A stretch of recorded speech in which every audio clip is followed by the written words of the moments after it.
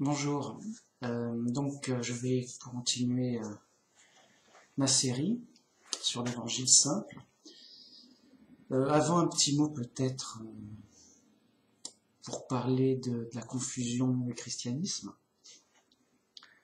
Donc on a vu que la bonne nouvelle de l'évangile, la bonne nouvelle du royaume de Dieu devait être répandue sur toute la terre.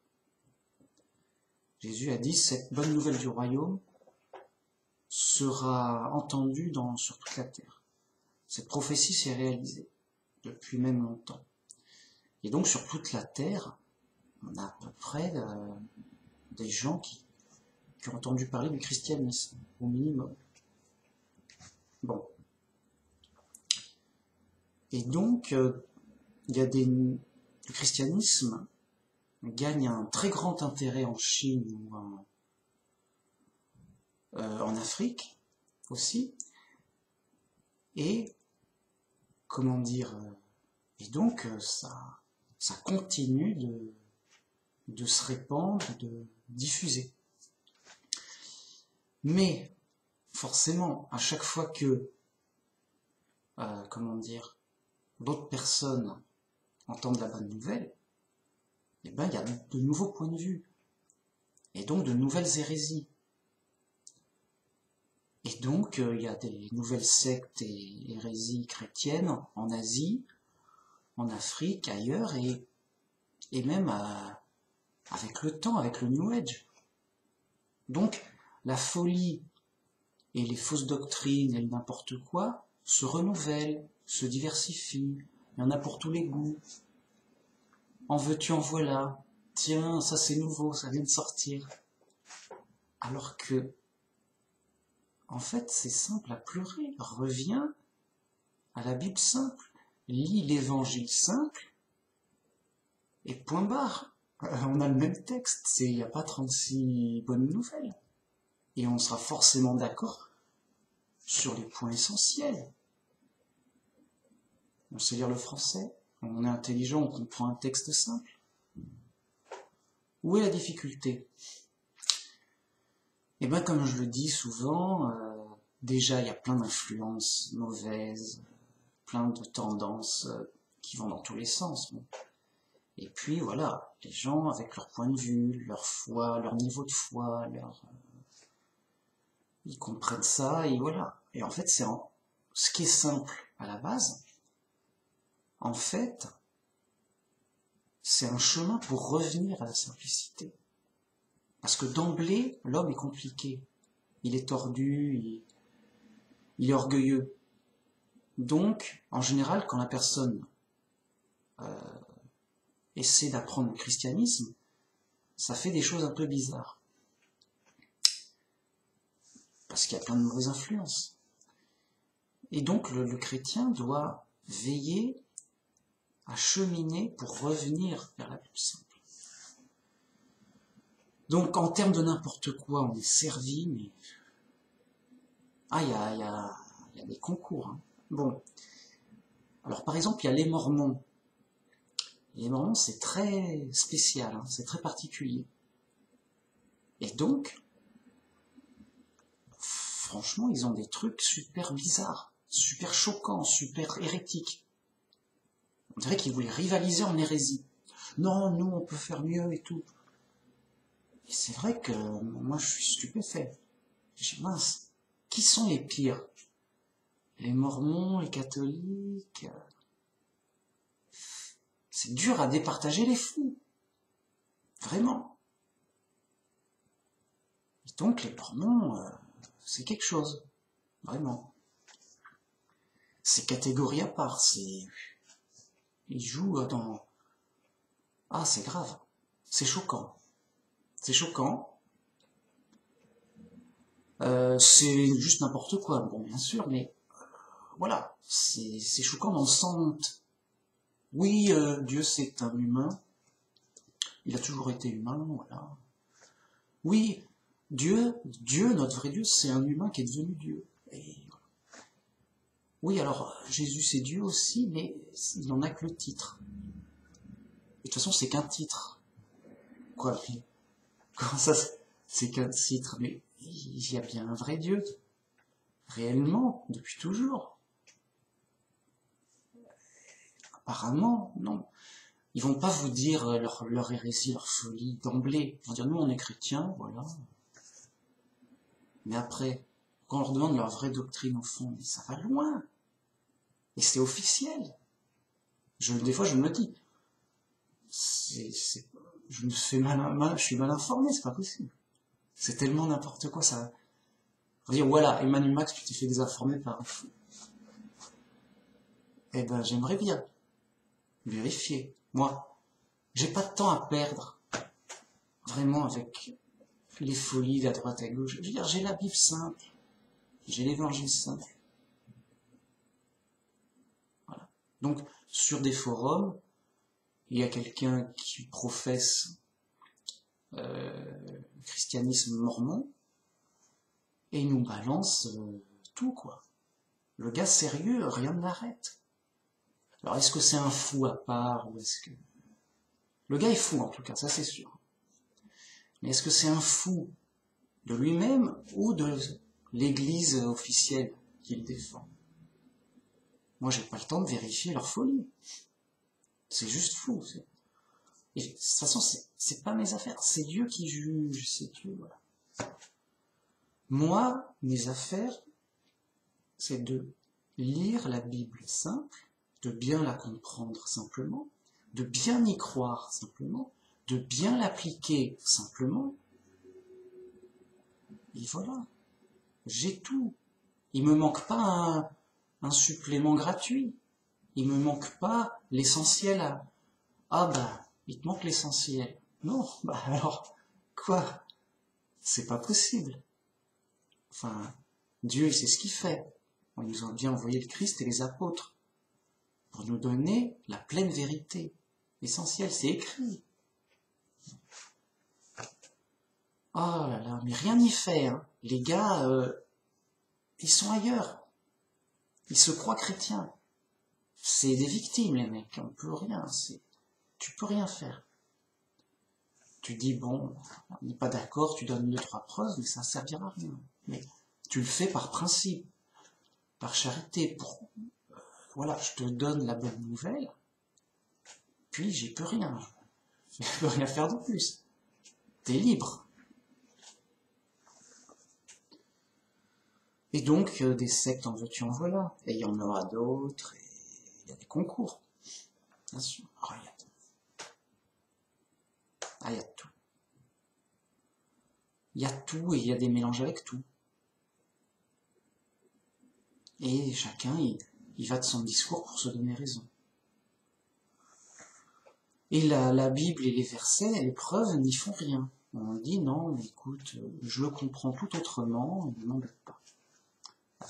Et il force l'interprétation pour se débrouiller, faire ce qu'il veut. Voilà. Et donc, c'est pas un secret. Dans le christianisme, il y a des milliers d'églises différentes. Et encore, quand je dis des milliers, je suis gentil. Vraiment des milliers, beaucoup. Parce qu'il y a une grande liberté. Les gens sont vraiment libres, oui, écoute. Et c'est bien d'être libre. Mais voyez les preuves, voyez la confusion. Le texte est simple, on a le même texte. C'est simple à pleurer. Et c'est parti, oui, alors nous on est l'église des fous furieux, nous on est l'église des fous gentils, nous on est l'église des fous inventifs, nous on est les fous qui veulent devenir riches, nous on est les fous qui aiment les antichrists, nous on est les fous trinitaires et plus si affinités, enfin. Concours de folie. C'est ça la réalité, c'est ça l'épreuve. Voilà, c'est ça. Moi, j'observe, je vois. Bon, voilà. On est dans l'épreuve. On a besoin d'un sauveur. On a besoin d'être prudent, de revenir aux sources, de revenir à du sûr, de revenir à du solide, de revenir à la Bible simple. Et voilà ce que je propose de faire tout de suite. Je vais continuer l'évangile simple, avec des commentaires simples, pour être sauvé simplement, avoir l'essentiel simplement. Et c'est l'épreuve, c'est normal. Il y a des gens qui sont athées, voilà, il y a des gens comme ceci, comme cela, et il y a un jugement. On nous dit, les athées sont déjà jugés. Ils sont déjà jugés car ils n'ont pas cru dans le Fils unique de Dieu. C'est écrit. Donc le jugement se fait déjà. Ceux qui croient en Jésus, ceux qui ne croient pas, d'emblée. Et puis ceux qui croient de travers, n'importe quoi. Et ceux qui croient normalement, juste, vrai quoi. Bah, donc il y a plein de jugements qui se fait, on est dans l'épreuve, et on sera jugé de cette épreuve. Le jugement dit, bon, il y aura un jugement sur les actes et sur la foi. Donc on dira, voilà, tu as fait quoi? Ah ok, tu as fait ceci. Ah ok, tu as fait cela. Ok. Bon bah, il y a une récompense pour ceci qui a été bien fait. Mais là, t'as mal fait quand même. Il y aura une punition. Mais proportionnelle. Pas juste j'ai volé un bonbon, je vais aller mourir. Je vais être... on va me tuer. Condamné à mort. Vous voyez? Donc, on est dans l'épreuve et ce qu'on fera comptera pour le jugement. Rien ne sera oublié. Il faut être sûr que tout va compter. Et tout va être bien jugé parfaitement. Et il y a un jugement sur la foi. Ok, t'es athée, mec. Tu sors, quoi. Tu sors. Voilà. On t'a mis dans un environnement. T'as commencé à zéro. Bon, bah, t'as librement, apparemment, choisi de croire que tout s'est fait par hasard. C'est fou, mais voilà, c'est ta liberté de conscience. Et bon, bah maintenant tu sors, t'as raté le test, quoi. T'as raté l'épreuve. C'était pour savoir qui était fou et qui était pas fou. Bon, bah toi t'es fou, tu sors. Le test a fonctionné, quoi. Ah, un tel est juste croyant, déiste. Bon, bah il est à moitié fou, mais il est pas sauvé. T'auras des récompenses, ok, mais tu crois en Dieu, ok, mais les démons aussi croient en Dieu. Et ils tremblent. Bon. Ah, un autre arrive. Ah, tu es chrétien? Ah, ça fait plaisir. Tu as réussi le test. Tu es sauvé. Bon. Ah, tu es chrétien, et alors tu crois quoi exactement? Ah, d'accord. Ouh, ça va chercher loin, ça. Ah, d'accord. Oui, mais non, mais là, t'es à côté de la plaque. Tu auras tel rang, telle punition, tel fardeau, voilà. Parce que vraiment, c'est n'importe quoi. Tu nous as fait n'importe quoi. Donc là, tu es pas fou, tu es raisonnable, mais parmi les raisonnables, tu délires bien, quoi, quand même. C'est pas très clair dans ta tête, là, c'est à l'ouest, un peu. Mais, t'as l'essentiel, le gros c'est vrai, quoi, au moins. Puis enfin, un autre chrétien arrive, bon, alors toi, c'est quoi ton délire? Ah, tu es un chrétien de la Bible simple. Bon, on va vérifier. Ah bah oui, d'accord. Bah il croit juste dans la Bible simple, il répète juste, ok. Rien d'autre, t'es sûr? Ouais, non. Ah, c'est rare les mecs comme toi. Ah mais un chrétien simple, mais on n'en voit presque jamais. Qu'est-ce que t'as fait? Qu'est-ce qui t'est arrivé? Comment t'as fait? L'ange, il est trop surpris. Qu'est-ce qui se passe? T'as pris quoi? T'as mangé quoi? C'est pas possible. T'es juste un chrétien simple, mais on les cherche depuis toujours. Je dis, bah oui, moi aussi au début j'étais comme les autres, j'étais fou, j'étais à l'ouest, j'étais perdu, Et puis, bah, j'ai cheminé de plus en plus vers la Bible simple, vers la simplicité, la vérité simple, et jusqu'à ce que je fasse le ménage grâce à l'influence de Dieu, tout ça, quoi. Et en suivant le Christ, voilà, il m'a guéri ma folie, et je suis revenu aux notions simples, à la doctrine simple, aux choses évidentes, solides, tout. Bah mon gars, t'as tout bon, mec. T'es au top, mec. Récompense, rang, honneur, ça fait plaisir, mec. C'est trop rare pour... Et le gars, c'est juste quelqu'un de humble. C'est juste quelqu'un de quelconque. C'est juste, voilà, il a compris simplement la Bible simple. Bon, il a fait des efforts pour écarter la folie, parce que de nos jours, on ne peut pas la louper. Hein. C'est du boulot. Voilà. Mais une fois que le gars il est clair dans sa tête, ok, ça c'est fou, ça c'est simple et vrai, ça roule tout seul.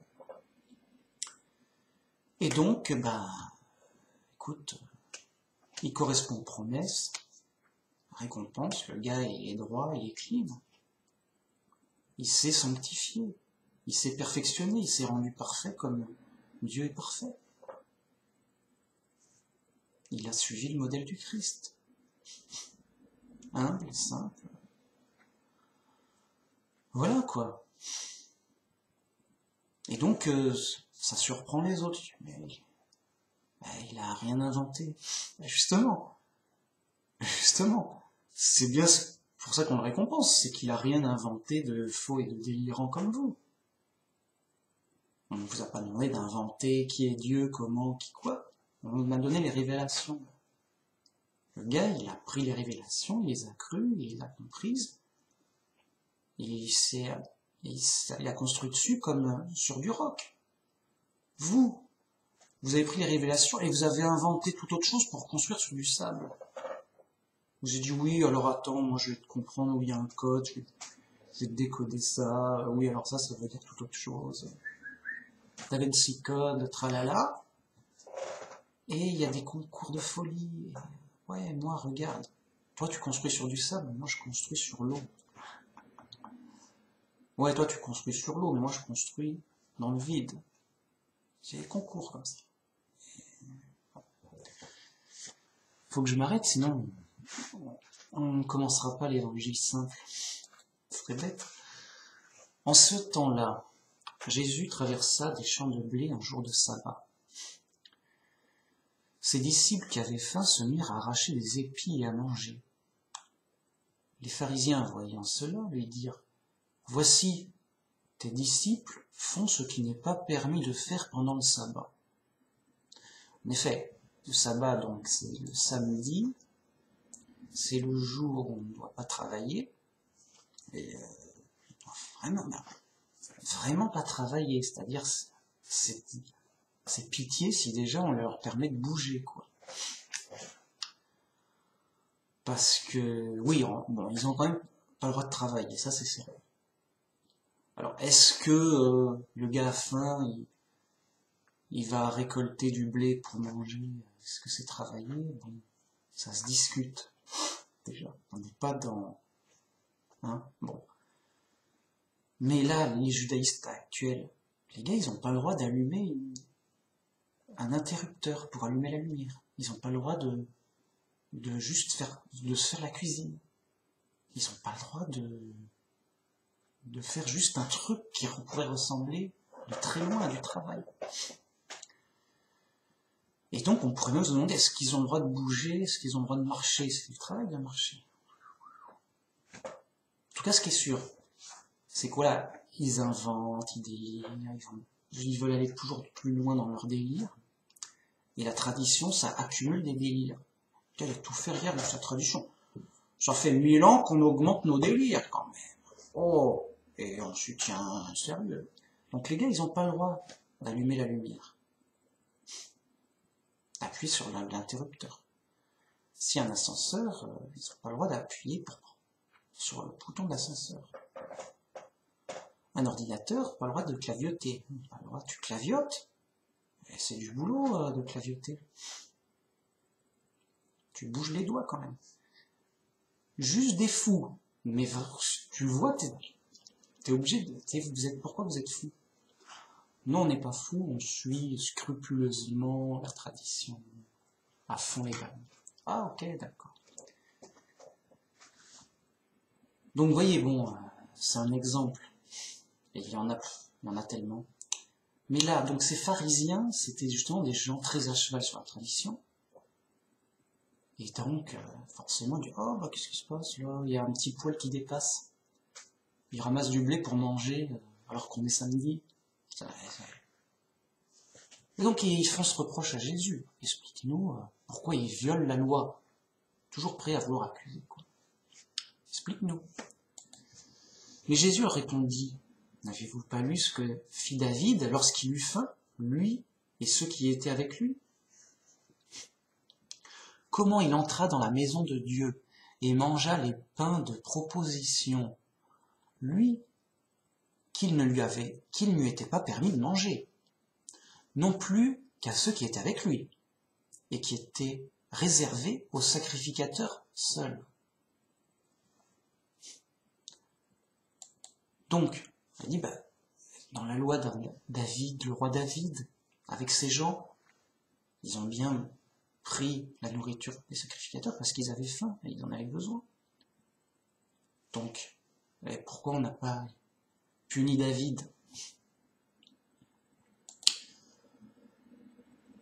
Alors, où n'avez-vous pas lu dans la loi que les jours de sabbat, les sacrificateurs violent le sabbat dans le temple sans se rendre coupables?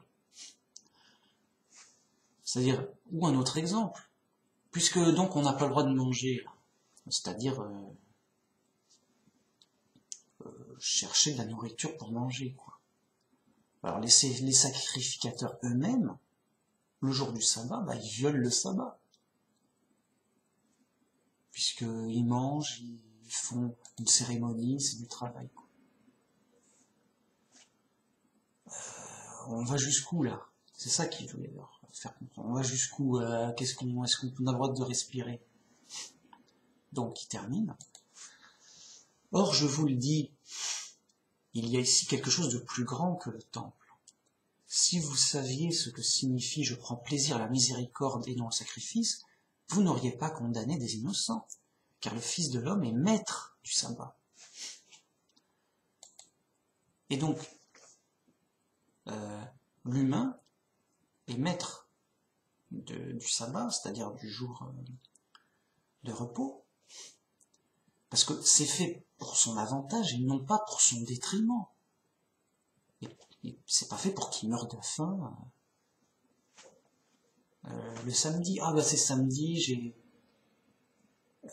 j'ai oublié de manger la veille, j'ai trop faim, vais-je survivre? J'ai pas bu, rien, j'ai mal calculé, je sais pas, j'ai eu un empêchement, vais-je survivre? Non. Tu es le maître du sabbat, c'est fait pour ton avantage, et pas pour te nuire ou ton inconvénient. Voilà. Et donc, il leur dit, vous, avec vos traditions, vous rajoutez des épreuves et des entraves. Étant parti de là, Jésus entra dans la synagogue. Et voici, il s'y trouvait un homme qui avait la main sèche. Ils demandèrent à Jésus, est-il permis de faire une guérison les jours de sabbat?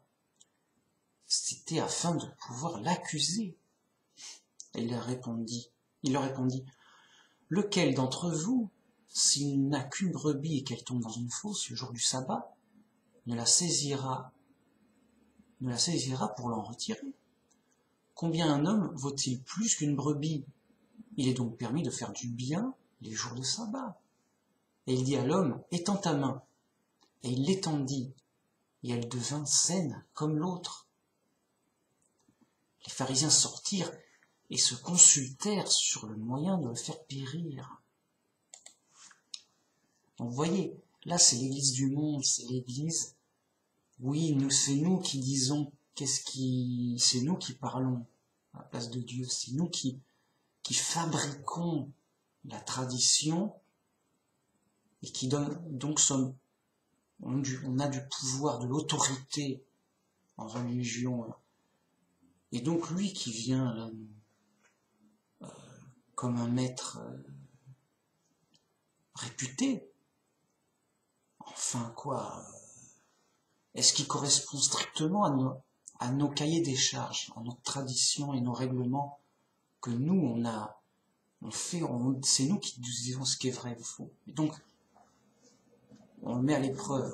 Dans le sabbat, rien de droit de faire. Et donc, est-il permis de guérir le jour du sabbat? Jésus leur répond à un truc de bon sens. Quoi, mais le jour du repos, on a bien le droit de faire du bien, si c'est nécessaire quand même, pour sauver un homme quand même. Et là-dessus, il fait un miracle pour appuyer. Les gens, les pharisiens, ils se consultaient, mais comment on pourrait le piéger avec la loi? Voyons, si on lui faisait telle question et telle situation, comme ça on le prendrait, et on pourrait le tuer pour blasphème, ouais, ça serait génial, et on serait les seuls à pouvoir avoir l'autorité sur la religion et les esprits. Ouais, ça serait bien de le tuer, ouais, comment on va faire? Les gars, ils veulent juste pas comprendre. Ils veulent juste rien à foutre de la réalité, de la vérité de Dieu. Juste, c'est nous qui avons un statut de pouvoir, et on veut l'exercer, et tous ceux qui nous nuiront, qui nous contrediront, ils contredisent notre autorité, on veut les montrer, ah non, c'est vous qui avez faux, et donc, c'est nous qu'on veut écouter, donc on vous punit, et nous, on fait l'autorité. Voilà. Donc le gars, il leur fait un miracle devant eux. Il lui met rien à foutre du miracle. C'est pas un débat idéologique, théologique, oui, peut-être, selon les Écritures, c'est dur et tout. On est déjà dans du simple. Mais comme ça suffit pas, le simple, il leur fait en plus un miracle devant eux, à yeux vus, en face, en plein jour, pour appuyer et son enseignement, et son autorité, et l'évidence, tout quoi, la totale, qui est dans la totale. Les mecs, ils sortent, et ils se consultent pour le piéger. Non, je sais, au jour du jugement, dit les gars, mais vous êtes suicidaire, qu'est-ce qui se passe là? Vous cherchez la mort, qu'est-ce qui se passe? C'est quoi votre problème intellectuel? Qui vous a frappé la tête jusqu'à ce que vous soyez débile, qu'on le punisse? C'est juste fou. C'est juste fou. On va dire, oui, mais enfin, les fous, c'est rare. Il y en a partout. Et on est tous fous à la base. La folie est répandue, c'est monnaie courante. Et donc, notre seul effort, c'est de sortir de la folie. C'est même pas d'être super intelligent, c'est juste d'être normal. Et ce serait un bel exploit, juste d'être normal. Juste de pas être fou comme les autres, quoi. Oh, grave. C'est choquant, même. Bon, allons-y. Mais Jésus, l'ayant su, s'éloigna de ce lieu. Une grande foule le suivit. Il guérit tous les malades. Et il le recommanda sévèrement de ne pas le faire connaître, afin que s'accomplît ce qui avait été annoncé par Isaïe le prophète. Voici mon serviteur que j'ai choisi, mon bien-aimé en qui mon âme a pris du plaisir. Je mettrai mon esprit sur lui, et il annoncera la justice aux nations. Il ne contestera point et ne criera point, et personne n'entendra sa voix dans les rues. Il ne brisera point le roseau cassé, et il n'éteindra point le lit mignon qui fume, jusqu'à ce qu'il ait fait triompher la justice, et les nations espéreront en son nom. Donc là, Jésus fait des miracles, mais il dit, n'en parlez pas, c'est entre nous, parce que je ne suis pas venu pour faire la guerre, contester, crier, imposer. Parce que le fait qu'il y ait des miracles, c'est un peu imposer une autorité, comme ça, c'est un peu bon. Tu vois que j'ai raison, tu te la fermes, mais c'est moi le chef quand même. Je fais un miracle, c'est pas rien. Non, il veut guider les gens par la foi. Et donc, il n'est pas là pour contester. Il est parti. Quand il a su que, grâce au Saint-Esprit, il ne changeait pas d'idée, que, au contraire, il voulait le tuer. Il n'est pas là pour se battre, même pas pour se défendre, ni pour crier, ni pour éteindre l'incendie, ni pour réparer ce qui est cassé. Oui. Il est là pour annoncer la bonne nouvelle et les gens sont libres. Et donc, il n'est pas là pour contester, pour faire un débat, pour prouver, reprouver, surprouver, crier, imposer un message. Non, il n'impose pas un message. Il le dit, et puis les gens sont libres, s'ils ne veulent pas l'écouter, ils n'écoutent pas, et il n'insiste pas. Il n'est pas tous les jours là à leur redire la même chose. Et donc, ceux qui cherchent naturellement Dieu vont, eux, chercher son message. Ah, mais il a dit ça, mais je veux en écouter davantage. Où est-ce qu'il est parti? Il est où? Qu'est-ce qu'il a dit de plus? Voilà, il veut qu'il y ait un effort pour aller vers Dieu. Et non pas, oh, ça va, ça fait 100 fois que tu nous donnes la Bible gratuitement, ça fait du bois pour le feu, c'est sympa, mais ça suffit, tu nous saoules avec toujours ton même message et tout. Voilà. Non. C'est la vérité rare et cherchez-la et voilà, c'est dans cet état d'esprit. On lui amènera un démoniaque et on lui amènera un démoniaque aveugle et muet. Alors, le gars, il a la totale. Le gars, il est possédé, il est aveugle et il est muet. Et il le guérit, de sorte que le muet parlait et voyait. Voilà. Le gars, c'est réglé. T'as la totale, c'est réglé quand même. Toute la foule étonnée disait, n'est-ce point là le fils de David? Car en effet, alors, c'est pas le fils de David. Fils de David, ça veut dire de la lignée de David. N'est-il pas le descendant de David, c'est-à-dire le descendant du roi David, qu'on attend comme Messie, comme roi?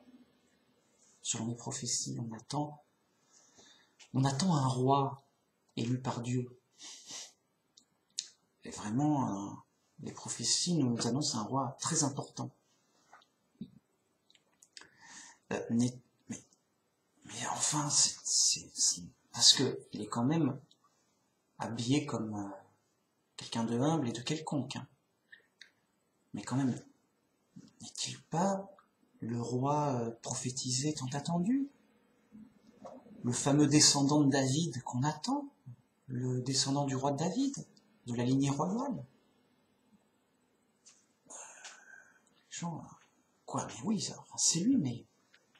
Enfin, c'est bien lui, parce que il est tout seul avec ses disciples comme des vagabonds. C'est lui, hein, c'est bien lui, non? Ils sont dans le doute. Parce qu'ils attendent un roi, et pas un vagabond. Les pharisiens, ayant entendu cela, dirent « Cet homme ne chasse les démons que par Belzébul, prince des démons. » Bon, alors, prince des démons, le diable. Alors, est-ce que c'est comme ça qu'ils s'appelait, surnommer le diable, ou le nom du diable? Bon. En tout cas, un démon, chef des démons, quoi. Et leur dit, bon, ok, le gars, il fait des miracles. C'est vrai, c'est chiant pour nous. Alors, quelle est la raison? Vous voyez qu'il dit n'importe quoi par rapport à ce qu'on dit. Hein? Donc, faut savoir, comment nous, on est vrai, on est sérieux. Ça fait des siècles qu'on étudie les lois. Bon, le gars a faux, donc c'est forcément des démons pour nous tromper. Voilà, dans leur tête. Vous avez besoin d'une raison? On vous la trouve. Paf, c'est pas compliqué. Il n'y a pas de problème. Les gens étaient un peu dans le doute parce qu'ils attendaient un roi. Et en fait, la mission de Jésus, c'est en effet de faire un royaume, mais un royaume par la foi, et convaincre par la foi, et donc que les gens l'écoutent par la foi, et non pas par la renommée, la gloire, la force, la richesse, le prestige de roi. Alors, il leur donne, pour tous ceux qui ont un doute et ils n'ont pas trouvé, vous avez besoin d'une raison pour rejeter Jésus? Pas de problème, on vous l'invente sur le pouce. Oui, bon, il fait des miracles, c'est par les démons. C'est donc un suppôt du diable, c'est donc vraiment le pire des méchants, enfin vraiment un imposteur ignoble. Et pour que la tromperie marche, des démons, même le prince des démons, font des miracles par lui pour étonner, impressionner, pour l'aider, l'appuyer dans sa mauvaise action. Comme Jésus connaissait leurs pensées, il leur dit « Tout royaume divisé contre lui-même est dévasté, et toute ville ou maison divisée contre elle-même ne peut subsister. Si Satan chasse Satan, il est divisé contre lui-même. Comment donc son royaume subsisterait-il? Et si moi je chasse les démons par Belzébul, vos fils, par qui les chasseront-ils? C'est pourquoi ils seront eux-mêmes vos juges. Mais si c'est par l'Esprit de Dieu que je chasse les démons, le royaume de Dieu est donc venu vers vous.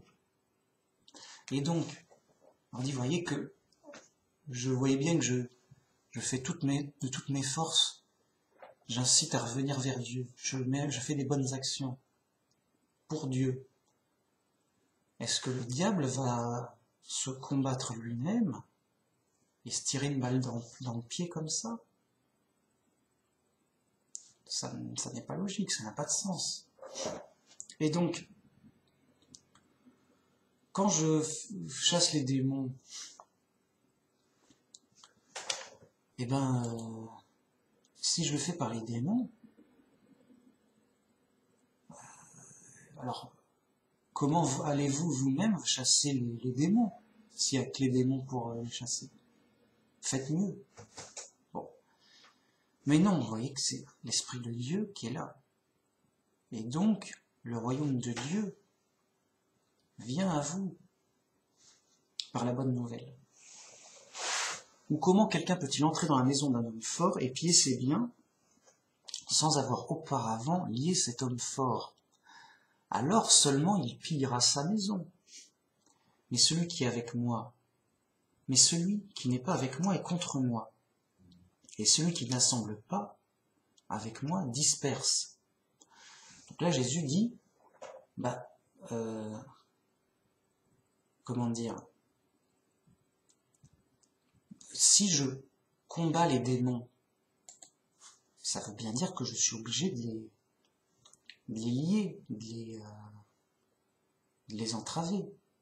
Sinon, ils ne me laisseraient pas faire, puisque je les combats. Oui.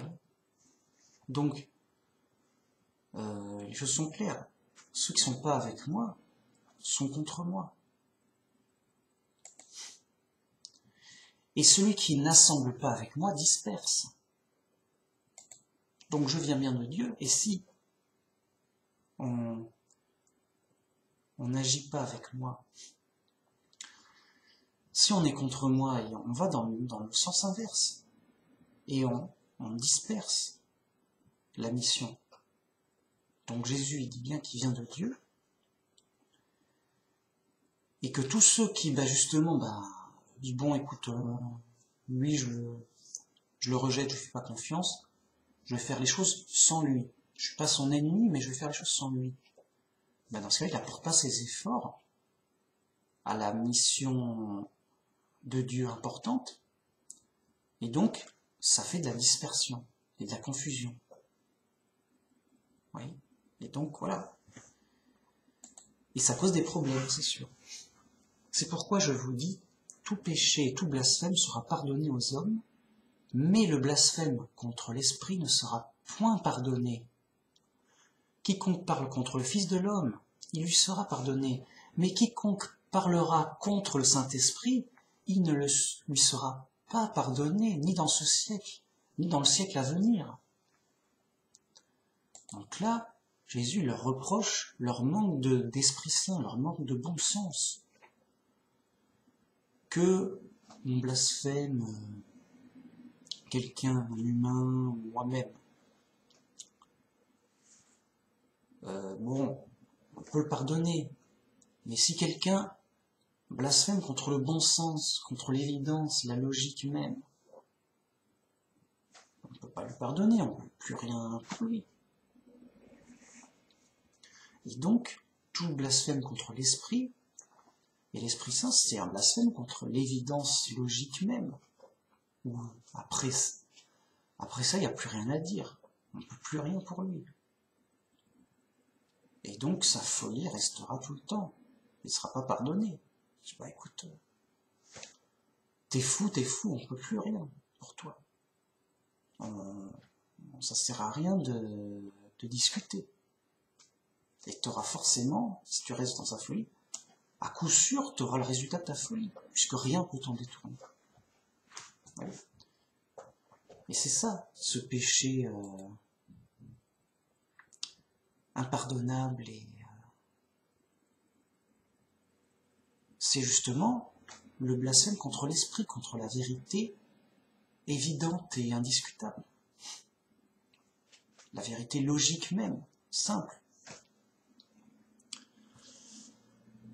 Ou dites que l'arbre est bon et que son fruit est bon, ou dites que l'arbre est mauvais et que son fruit est mauvais, car on reconnaît l'arbre par le fruit. Donc là, Jésus veut que les choses soient claires. Soit dites que c'est bon, soit dites que c'est mauvais. Ça suffit, vos affaires. Donc, si je fais du bien, dites que c'est bien, et que les fruits sont bien, l'arbre est bien.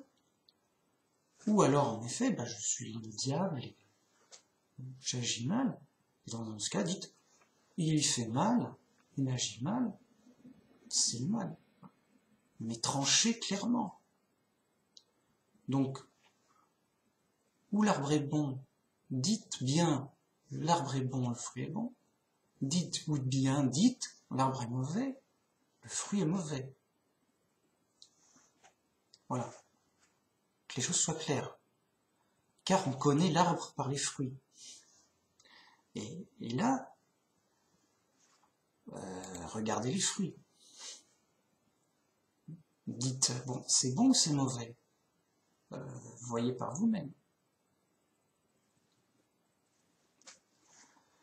Donc voilà, Jésus fait un reproche de bon sens et de logique, de clarté.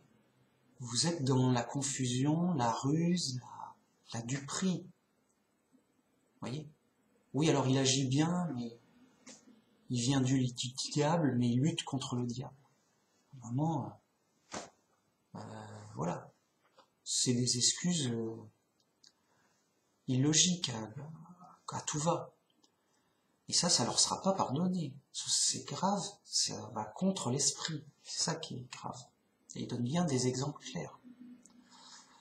Race de vipères, comment pourriez-vous dire de bonnes choses, méchants comme vous l'êtes? Car c'est de l'abondance du cœur que la bouche parle. Donc là, Jésus les juge. Race de vipères, de serpents. Le serpent, c'est le menteur, le trompeur. Vous êtes dans la tromperie. Vous êtes des serpents, menteurs et trompeurs. Et méchants comme vous êtes, vous ne pouvez pas dire de bonnes choses. Et c'est l'abondance du cœur, de votre cœur mauvais, que votre bouche parle de mauvaises choses. Alors, autant votre cœur est mauvais, autant vous en dites des mauvaises choses. L'homme bon tire de bonnes choses de son bon trésor, et l'homme méchant tire de mauvaises choses de son mauvais trésor.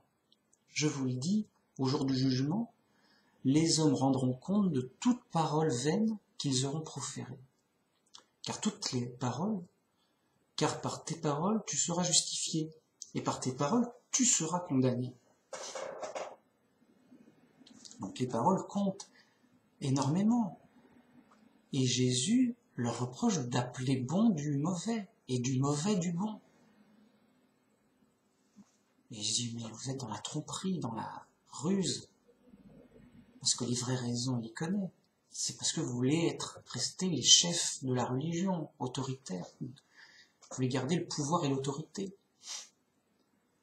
Et c'est pour ça que vous n'hésitez pas à dire, ces bonnes choses sont mauvaises. Il combat les démons grâce au diable. Le gars, oui, mais ça ne leur sera pas pardonné. Et c'est par les paroles qu'on va juger. Le gars a dit ça, même vaine, c'est-à-dire même, je ne sois comme ça. Ah oui, mais t'as dit ça comme ça, mais tu l'as dit. Et ça nous permet de te juger. De façon, voilà, tu penses ce que tu penses vraiment, en tout cas ce que tu défends. Vraiment. En termes de doctrine, de foi. Et il y aura un jugement sur la foi. Et c'est le plus important des jugements, justement. Alors, quelques-uns des scribes et des pharisiens prirent la parole et dirent, « Maître, nous voudrions te voir faire un miracle. » Donc déjà, il y en a eu beaucoup. Mais c'est vrai que Jésus était discret, en tout cas, il faisait des miracles que pour les humbles. Il voulait être discret. Mais il y a eu quand même aussi des miracles faits devant eux, mais pas tous. Donc, ces gens veulent un miracle en plus. Allez, donne-nous un miracle. Ce serait bien. Ce serait mieux.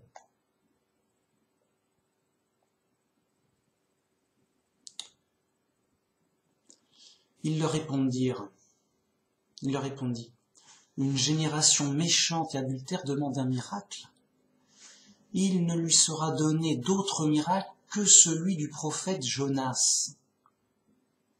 Car de même que Jonas fut 3 jours et 3 nuits dans le ventre d'un grand poisson, de même le Fils de l'homme sera 3 jours et 3 nuits dans le sein de la terre.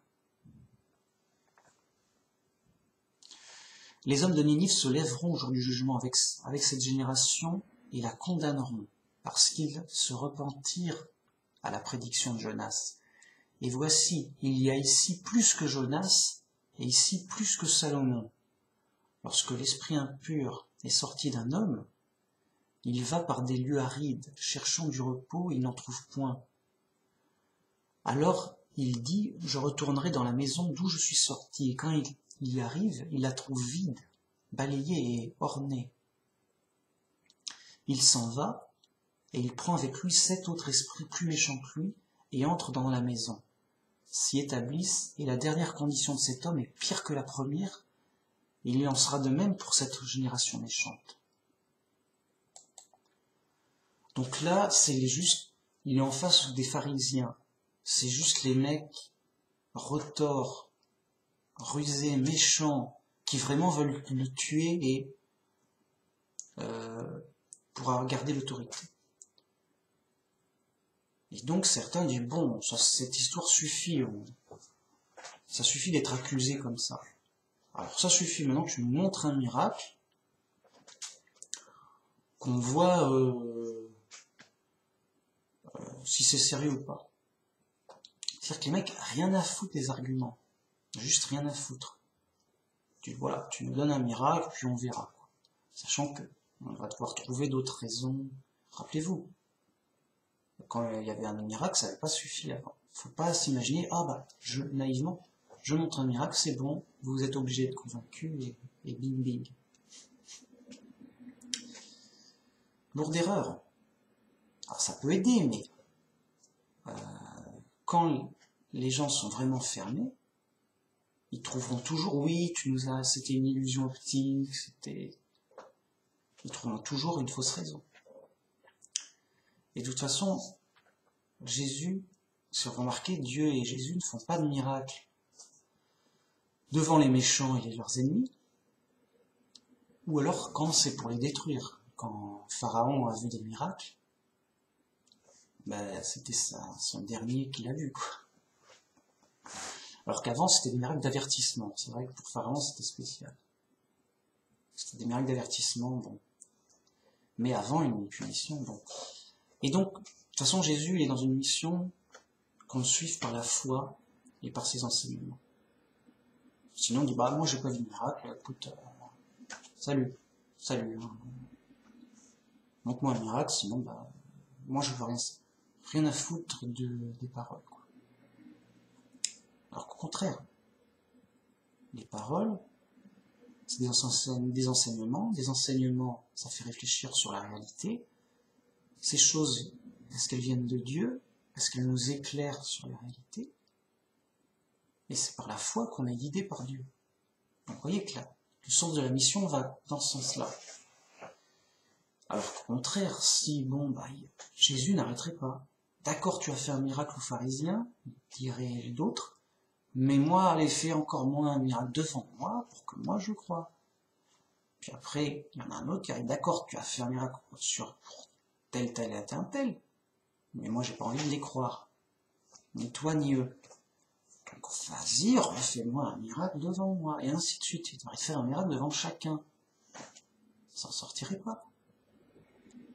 Vous voyez que le manque de foi est une barrière, un mur. Il devrait être l'esclave des méchants pour leur faire au fur et à mesure des miracles. Pour amuser la galerie.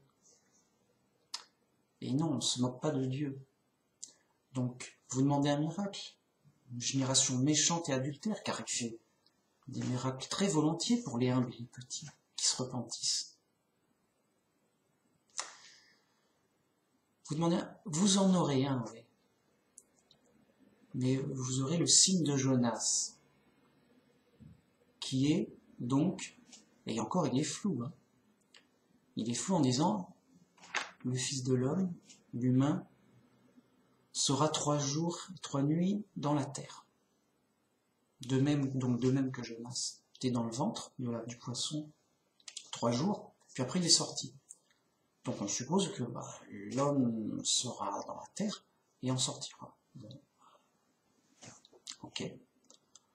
Mais c'est qu'après, oui, c'est vraiment très flou, très succinct comme prophétie. Et sur le coup, un adversaire, il ne peut pas vraiment comprendre grand-chose. On attend qu'il rentre dans la terre. Mais le signe de Jonas, nous on sait qu'après il a été tué, il a été enterré, enfin il était dans un tombeau, plus précisément, dans une grotte, et 3 jours après, il est sorti ressuscité. Il dit, ah bah c'est ça notre signe, et il s'est montré, et on croit les témoins. Mais il y a aussi le linceul de Turin. J'ai fait une vidéo sur le linceul, qui est donc, je rappelle, le drap mortuaire, où il y a une image inexplicable par la science qui s'est formée dessus. En plus d'être authentique, il y a une image inexplicable.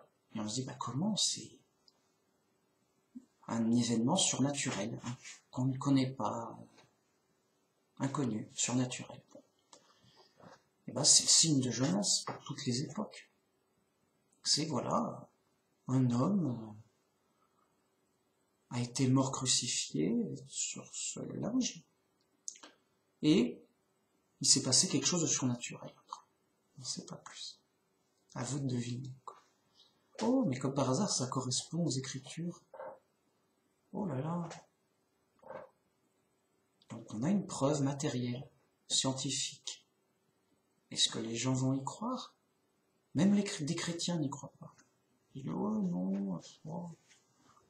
Oui, la science a dit, ils sont peut-être trompés. Les athées, non, on ne va pas savoir. Non. C'est prouvé scientifiquement.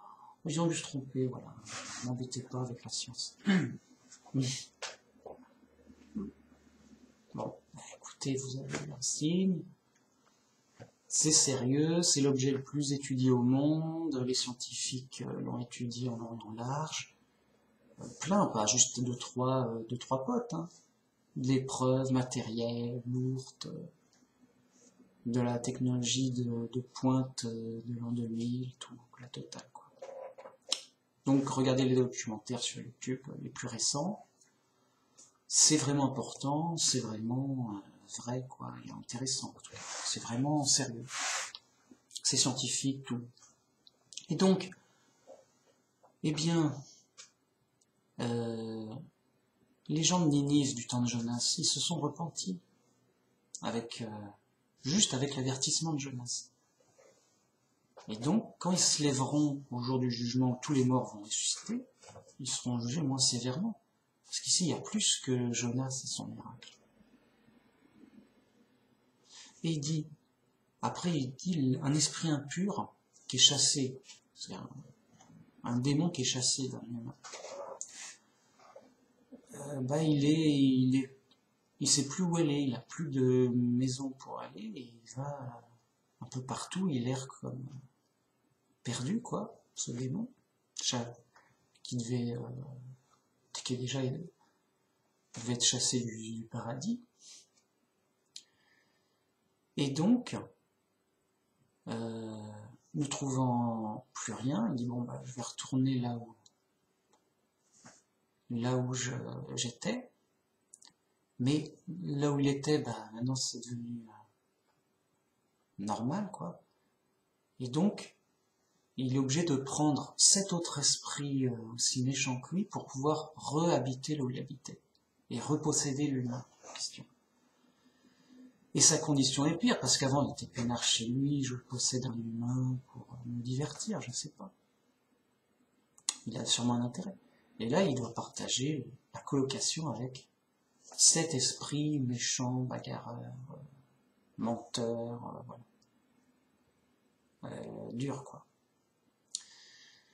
Tout ça pour dire que, voilà, un esprit méchant,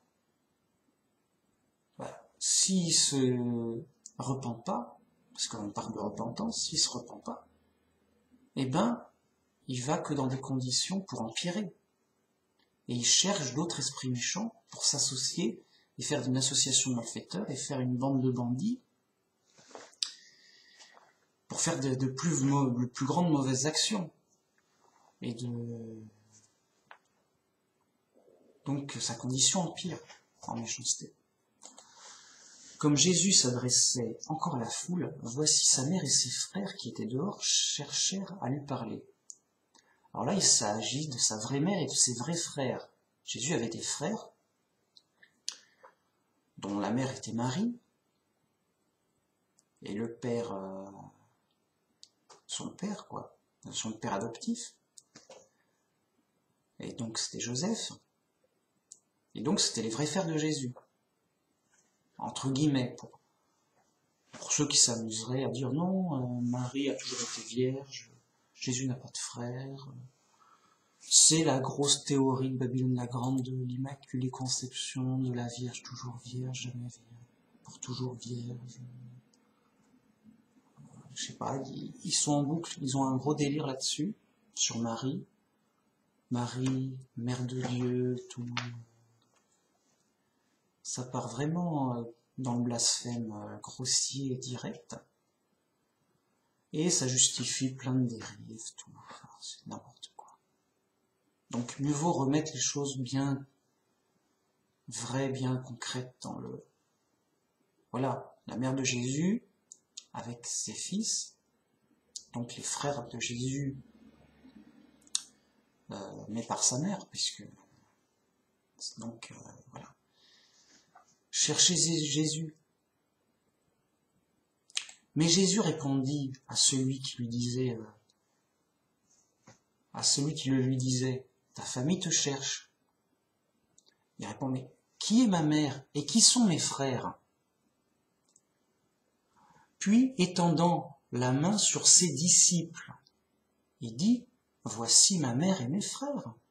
Car quiconque fait la volonté de mon Père, qui est dans les cieux, celui-là est mon frère, et ma sœur et ma mère. Donc, la famille de Jésus, c'était pas ses disciples des 12 disciples, des proches. Même eux aussi, ils étaient étonnés.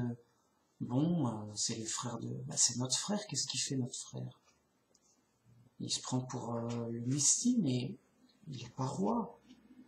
Ils sont peut-être dans des périodes de doute, tout.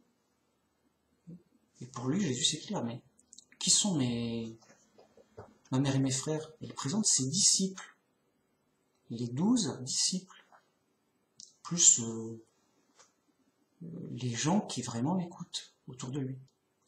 Ce sont eux, ma mère et mes frères. Oui. Et il dit, voilà, quiconque fait la volonté de mon Père, celui-là est mon frère, et ma sœur, et ma mère. Voilà, c'est ça ma famille. Ceux qui écoutent et font la volonté de Dieu. Et en effet, on est amené à être divisé dans notre propre famille, et on est appelé à rejoindre une nouvelle famille, la famille de Dieu, avec comme Père, justement, le seul vrai Dieu, qui est le Père, Jéhovah. Il n'y en a pas, c'est pas 36 dieux, en fait, ça va être simple, écoutez, c'est pas 36 dieux, ni 36 pères, il n'y a qu'un seul Dieu, c'est le Père. Une seule personne. Il s'appelle Jéhovah, c'est super simple, en fait. Je vous ai pas dit? J'aurais dû commencer par là. C'est tout. Et donc c'est notre Père, et notre famille, c'est une famille par la foi. Et on a des frères et des sœurs par la foi. C'est pour ça qu'il présentait ses disciples, et non pas ses frères par sa mère et sa vraie mère. Ils sont libres. C'est pas, ils sont obligés d'être chrétiens parce que c'est la mère et les frères de Jésus. Ils sont libres comme les autres. Et bien sûr, au moins pour la mère de Jésus, on sait qu'elle avait la foi et qu'elle était proche de Jésus par la suite. Et donc, on a bon espoir qu'elle soit chrétienne, Marie. Plutôt, elle a été choisie, tout. Elle est chrétienne. Mais pas automatiquement, elle a dû faire un choix. Il y a des prophètes qui ont fait des mauvais choix. C'est pas parce que t'es prophète, donc t'es un robot automatique. T'es automatisé. Il y a un disciple, Judas, un disciple de Jésus, Judas. Au début, il était sincère, il n'allait pas faire ça pour s'embêter. Suivre Jésus comme un vagabond, là, comme ça, dans les rues. Non. D'autant plus qu'il a vu des miracles. Mais il a trahi Jésus, et après, il aura un jugement. Donc voilà, je vais m'arrêter là. Je crois que j'étais assez long sur ce chapitre. Donc, c'est comme ça. C'est le tarif. Et voilà, la famille, notre nouvelle famille, ce sont nos frères et nos sœurs dans la foi. Moi, souvent dans les forums, je dis, comment dire, mon frère dans la foi, c'est pas n'importe qui. Moi, j'ai un frère. Alors, le gars, il est dur, quoi. Rien, enfin voilà, je l'explique. J'ai pris du temps, on a fait le sujet dans tous les sens, tout, pour le convaincre de la vérité, de la bonne nouvelle, d'être chrétien. Rien n'y fait. Et, il est libre. J'ai fait ce que j'ai pu. Dur, quoi. Et donc, il n'est pas chrétien, mon frère. Dans la chair, dans de la famille, quoi. De la famille biologique. Il est libre. Tant pis, ça fait de la peine. Vraiment, moi. J'ai vraiment de la peine pour lui. Je sais vraiment son sort s'il n'est pas chrétien. Mais bon. Voilà. C'est la vie. On est dans l'épreuve. Il y a un jugement. On est libre. On doit faire des choix importants. Voilà. Donc mon frère de sang, c'est pas mon frère dans la foi. C'est juste, voilà, un proche. Un proche. On ne s'entend pas sur l'essentiel. L'essentiel, c'est la Bible. Bon.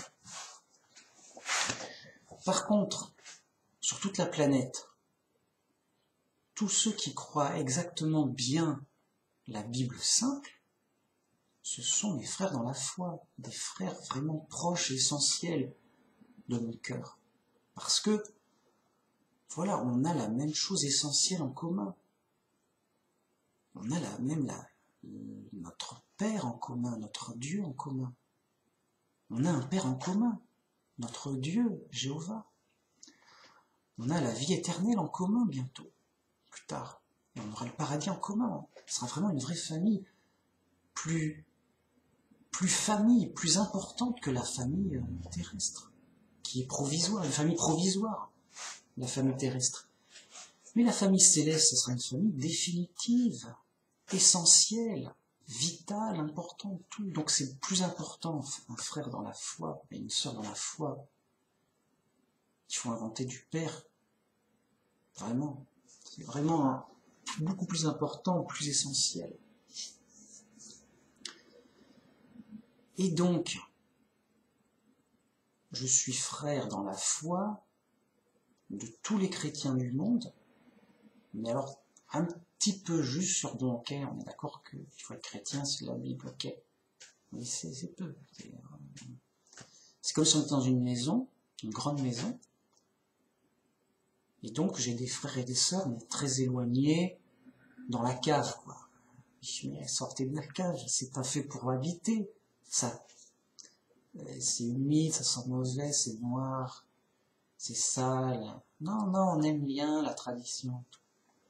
Mais c'est là où on met des fois des détritus, des fois on stocke des choses inutiles. Non, on veut rester dans la cave. Bon, après j'ai des frères qui sont pas trinitaires. Ah, ça fait plaisir, on habite à peu près au même niveau. C'est déjà, on peut se croiser. On se dit bonjour, c'est sympa. On fait des activités, il fait soleil, on sort. C'est plus famille, quoi.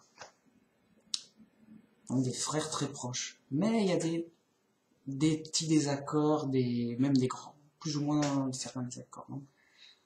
C'est une fois des frères dans la foi, mais un peu contrariés avec des... Donc on fait chambre à part. Écoute, on va pas se disputer, on s'aime bien, mais là-dessus, vraiment, sur des points plus ou moins importants, on n'est pas d'accord. Au moins, t'es pas trinitaire, t'habites pas dans la cave, quoi. Ça fait plaisir. Bon. Il y en a beaucoup moins, déjà. Mais, voilà, c'est des frères, bon. On se croise dans les couloirs, de temps en temps, quoi. Parce qu'ils habitent dans d'autres chambres plus loin. Puis il y a les vrais frères et sœurs dans la foi, où on est dans la même partie de cette grande maison, et on est dans la même chambre. Quand on est petit, on est dans la même chambre que ses frères et sœurs. C'est pas un problème. On est vraiment frères et sœurs. On est dans la même chambre, on joue ensemble, avec des jouets, et on va manger ensemble et tout. Et là, on est d'accord sur tout, au moins sur l'essentiel. Et là, c'est comme si on dit, non, on vit ensemble, on joue ensemble. Ce sont mes vrais frères et sœurs. On se connaît bien et tout. On va à l'école ensemble. On joue ensemble. On mange ensemble, on dort ensemble. Dans des lits séparés. Voilà. En tant que frères et sœurs. On dort ensemble dans la même chambre. Chacun son lit, tout. Ses posters, ses affaires, ses jouets. Et ça peut dire qu'on ne peut pas se disputer sur une broutille ou une autre, comme entre frères et sœurs. Mais voilà, je les côtoie dans l'esprit. Je suis avec eux en esprit. Quand même, il habiterait dans un autre continent, avec une autre langue. On se retrouvera au paradis pour la vie éternelle. C'est ma famille permanente. Après le jugement, je serai un ange pour la vie éternelle dans un paradis. Tiens, bah, ah mais c'est un tel, je connais ton histoire sur Terre, t'avais suivi la Bible simple, t'es super simple, réglo, conforme à la Bible dans tes idées. On s'entend comme si on s'était toujours connus. On s'entend bien, on a les mêmes idées, les mêmes principes, la même compréhension. On est d'accord sur l'essentiel, vraiment. Et donc, même si on était séparés sur Terre, dès qu'on se voit, bah oui, tout de suite on se comprend, tout de suite on est d'accord sur tout. Bah oui, évidemment, la Trinité. C'est pour... Qu'est-ce qu'on va rire pendant l'éternité avec la Trinité? Ah, tu te rappelles de la Trinité? Oh non, la Trinité, mais... Non, s'il te plaît, non, m'en parle plus jamais. Pour l'éternité, ne m'en parle plus. Qu'est-ce que c'était? N'importe quoi. Et on en parle. Pour s'amuser, mais... La blague du siècle. Puis après un siècle à rire de la Trinité, on arrête. On a autre chose à faire qu'à rire de la Trinité. Voilà. Là, c'est mon vrai frère ou sœur pour l'éternité. La famille permanente. Que je vois pas actuellement, mais que je verrai tous les jours pour l'éternité quand même. C'est plus important. Là, c'est juste un passage d'épreuve et de préparation. Ok, le gars il passe ou il passe pas, il est fou ou il est pas fou. Et il y a une moisson et on récolte les saints d'esprit et on brûle les fous. Écoutez les gars, on ne peut rien faire. Les gars, non. Ils sont flingués dans la tête. Il n'y a plus de tête, quoi. Ça ne vaut rien. Alors que les saints d'esprit, bah voilà, leur foi, leur vraie foi correcte selon l'évangile, les a sauvés. Et on récolte le blé dans le grenier. En tout cas, c'est l'œuvre, c'est ce que Dieu fera. Et ce sont eux, mes vrais frères et sœurs dans la foi. Et comme dit Jésus, ce sont les frères, les vrais frères et les vraies sœurs de Jésus aussi. Il le dit. Quiconque fait la volonté de mon Père qui est dans les cieux. Donc, il croit en Dieu. Il suit les révélations, les commandements de Dieu. Et il le comprend, il y croit, il le suit, il l'applique. Tout ce que fait son Père et ma mère, c'est mon frère et ma sœur, dit Jésus. C'est lui, mon frère et ma sœur, et ma mère. Puisque mon Père, c'est le seul vrai Dieu. C'est Jésus lui-même qui dit qu'ils te le connaissent, toi, le seul vrai Dieu. Toi, Jéhovah, notre Père, le seul vrai Dieu. Dans le contexte, il s'adresse au Père. Jésus dit, et je vais faire une vidéo demain là-dessus, à moins que j'ai un autre sujet qui tombe, mais Jésus dit que son Père est le seul vrai Dieu. C'est clair et net. C'est réglé, quoi. C'est ma preuve ultime. Je donne ma preuve ultime à des chrétiens quelconques. 100% d'échec. Les mecs, non, on veut pas ça. Non, machin, t'as pas compris, non. J'avais un petit espoir que peut-être 100% d'échec, les gars, non. Alors, peut-être qu'ils ont besoin de temps pour réfléchir, que ça va aider, mais sur le coup, tu donnes ta preuve lourde, écoute, voilà, elle est toujours rejetée. C'est le principe de base, quoi. Non, non, on veut pas. Bah, écoute, je peux rien. Je te donne la preuve et puis c'est tout. Hein. Les gars sont libres. Donc voilà, je vais m'arrêter là pour cette vidéo avec mon décor spécial, le spécial décor Bible simple. Et c'est sympa, ben on continuera dans 2 jours. Puisque tous les 2 jours, je fais mon Petit professeur de Bible simple. Petit professeur de simplicité. Apprends-nous la simplicité, s'il te plaît. Oh, vous allez voir, ça va être très simple.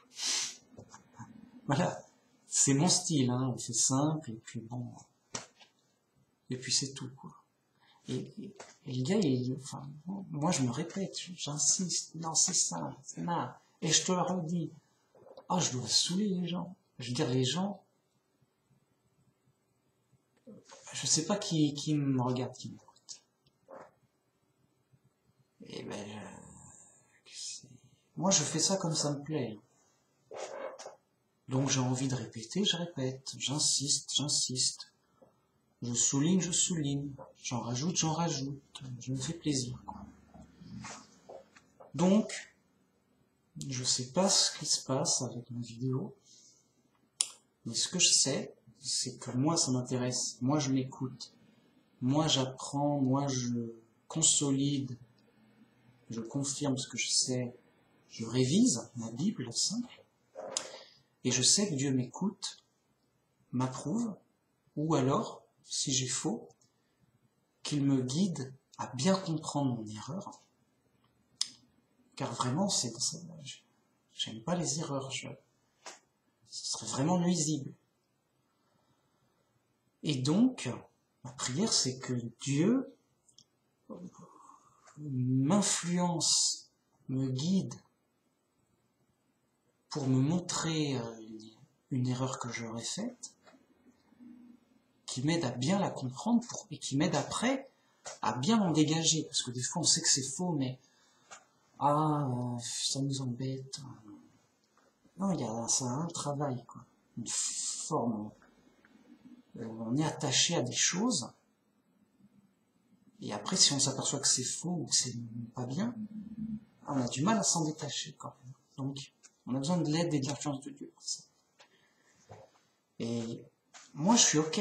Moi, je veux la vérité. Hein. Je veux pas les délires. Donc, si j'ai un délire, si je me trompe, je veux le savoir et je veux le trouver. Ça, c'est sûr et certain. Seulement, c'est un trésor précieux. C'est pas évident. Donc, Dieu m'aide à creuser, à trouver les erreurs, si j'en avais. Et qui m'aide à bien les comprendre. Et je suis assez confiant parce que jusque-là, je sens que j'avance et je progresse bien dans une compréhension très solide et simple de l'essentiel de l'évangile. Tout en sachant que, bon, il faut blinder, il faut que ce soit sur du très solide, il faut qu'on soit sur du rocher. Très conscient qu'il faut qu'on soit sur du rocher super solide, d'une solidité soi-même. On doit taper sur le rocher, ça tient ou ça tient pas ce truc? Ah bah, ça tient parce que ma pioche elle est cassée, le rocher il a rien, juste rien. Ok, ça c'est solide. Voilà. On veut du solide lourdingue, on veut du blindé, on veut de l'invincible. Vous voyez? Donc faut pas hésiter à... Si t'as plus solide, ouais, ça m'intéresse. Solide. Chercher du solide et chercher le plus solide possible. C'est-à-dire des preuves lourdes, des preuves indiscutables. Des preuves juste indestructibles, quoi. C'est tout. C'est important, c'est boulot.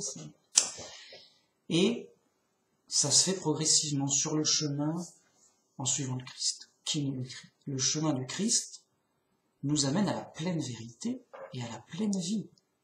C'est-à-dire la vérité absolue et la vie éternelle. On n'est pas dans de la petite à peu près. Je répète, la vérité absolue, 100% vraie, complètement vraie,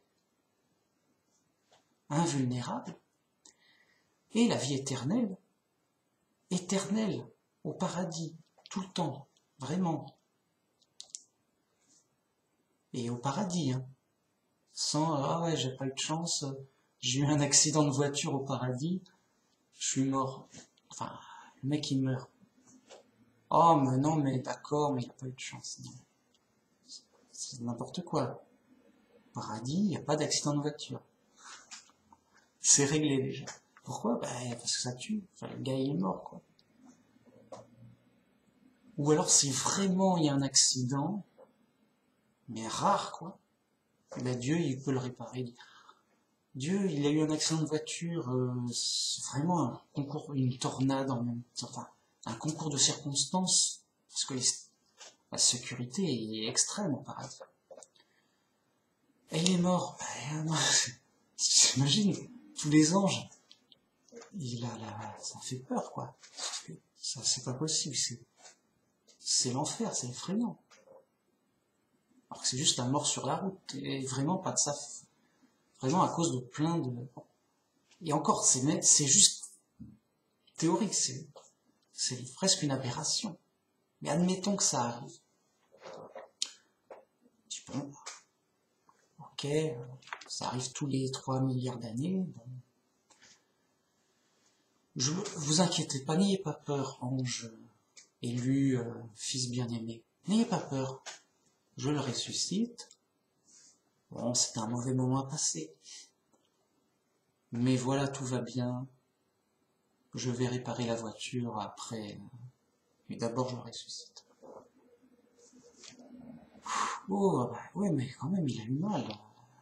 Oui, oui, bah, il a besoin d'être consolé, oui. On va essayer de lui faire un cadeau, un truc, quoi. Faut marquer le coup, quoi. C'est vrai que c'est choquant, les anges, ils sont sous le choc. On va faire un truc pour aider, quoi. Mais l'essentiel est réparé. Le gars, on l'a ressuscité, bon. Voilà. Mais c'est encore super théorique, ça voilà, c'est vraiment si vraiment le gars, si vraiment, voilà. Mais en fait non, en fait ça ne peut pas arriver, parce que on ne peut pas mourir au paradis. La mort n'existe plus, la souffrance n'existe plus. Vraiment, il y a des conditions on ne peut pas imaginer. En fait. Donc il n'y a pas de voiture, pas d'accident de voiture. C'est juste moi allez, quand bien même il y aura un accident de voiture, bon allez. Ça peut s'arranger, ça s'arrange, tu vois, quand bien même. Donc, alors, il n'y aura même pas d'accident de voiture. Mais, en fait, il n'y aura pas d'accident de voiture dans le paradis. Vraiment. C'était un cas théorique, abstrait, vraiment abstrait et imaginaire. Attention. Ouh là là, on se fait peur pour rien. Grave et tout. Bon, je vais arrêter là, c'est ouf. Oui, bah merci pour ceux qui suivent, hein, s'ils suivent. Tant mieux, et voilà, profitez, je veux dire, vous êtes libre. Ça vous plaît, ça vous plaît pas. Vous zappez, vous... Oui, tiens, voilà. Je veux dire, c'est cadeau, hein, c'est pour vous, si ça vous aide pour donner des réflexions. Voilà, il n'y a aucune obligation, et c'est pas parce qu'on regarde pas mes vidéos qu'on a tort, ou qu'on est un mauvais chrétien. Voilà, moi je donne mon avis, chacun est libre, qui a raison, qui a tort, c'est Dieu qui va juger, et soyez plutôt inquiets pour bien voir ce que vous pensez de la Bible simple, comment vous la comprenez, et être le plus conforme à la Bible simple. Voilà, donc vraiment le chrétien est dans une pleine liberté. Donc il n'y a pas de problème. Voilà, j'arrête, je suis très bavard, hein. Très bavard, et voilà, ça prouve que ça me fait plaisir et que ça m'amuse. Sur ce, à demain et à la prochaine, quoi. Merci, au revoir.